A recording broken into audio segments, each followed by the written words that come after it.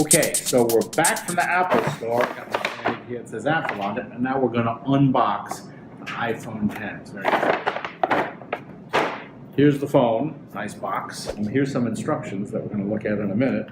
While we're here, we got the little charger thing, and we got the ear buds. Here's the instruction that says hello, which is a friendly way to start. As you can see, the instructions are not particularly complicated for a phone that's supposed to be so complicated. So when we hit the power button, like this, it says hello, and then it says swipe up to open. So I'm going to swipe up. So I'm going to do this in English. Oh, English.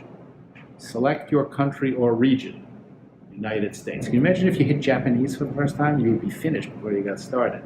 Quick start. If you have an iPhone or iPad running iOS 11, bring it nearby to sign in automatically. That is cool. So I'm hitting set up manually.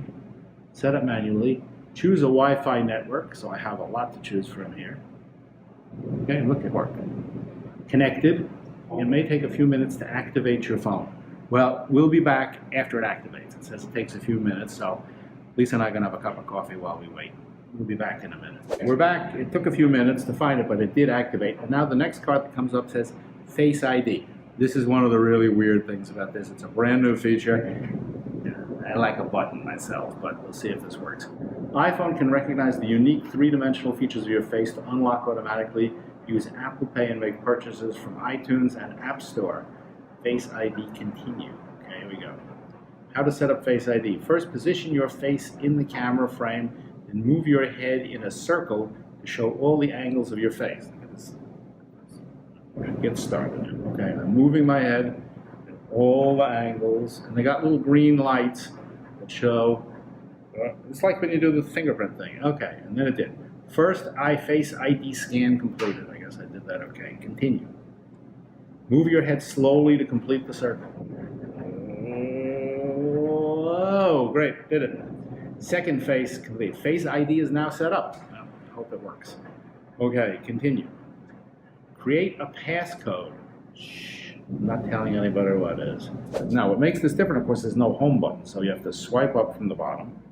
It's going to take some getting used to. So let's go into a function. Let's go into photos, just an example, right? There's all my albums, stuff, see all my personal pictures. Now, on a regular iPhone, like the 7 or the 8, you would push the button here, but of course there isn't a button, and so what you have to do is see that little black bar on the bottom, you just swipe up from the bottom, and that returns you to the home page. That's what the home button effectively did anyway. The phone is pretty much the same functionally, and there's a couple of differences. First, the screen goes all the way to the edges, and even though it's not that much bigger than the 6, which is what I was used to doing, the screen is appreciably bigger because there's nothing else getting in the way. This is going to make a big difference for video and screening and also editing. It's all glass. It's glass on the front, it's glass on the back. Theoretically, it's shatterproof, but I'm not dropping it to test it to see if that works. So fundamentally, I found this thing, even though I read it was so difficult to get used to, I found this thing to be quite simple to adjust to, at least on first glance. So we're going to take the phone out and shoot some video, which is of course what we're most interested in. And then we're going to also try editing on the phone. To show you what the video looks like, but this is it for today, for at least playing with the phone. So far, so good.